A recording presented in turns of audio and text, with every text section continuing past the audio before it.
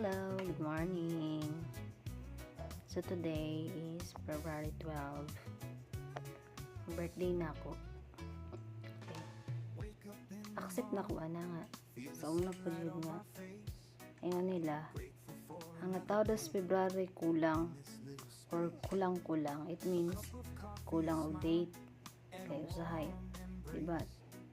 Ang month sa February is kulang og days or kulang og number.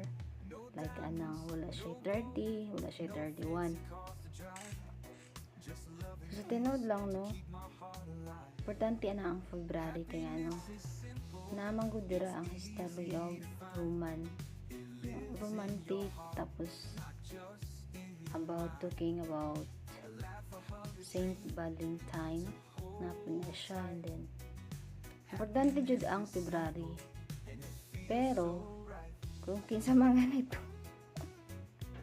na mga friends na tawag February ay pun yung biklan no. Kay lisod dyan na sila og sila biklon. Ako I know my limit. I know my attitude.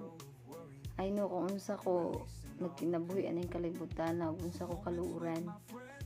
I know nga unsa ko ka nabitang ka-spoiled, ka maldita.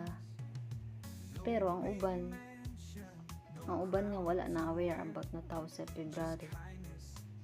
So listen sa una, listen first, and then pasagdaan lang ninyo ang tao sa maya-maya madira kay syempre itanong sayop man jud ta nga ang uban kay katawan mo nila kay kani natawag February ano kulang. So, shout out din sa mga tao February. Accept the reality.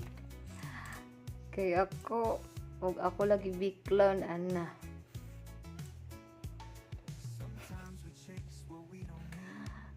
Mga gingan nga. Ayan na lang jud biklang na tao February ha. Kay dili lang asang tulo nagutok tahan pa madamay. Og mo lang to.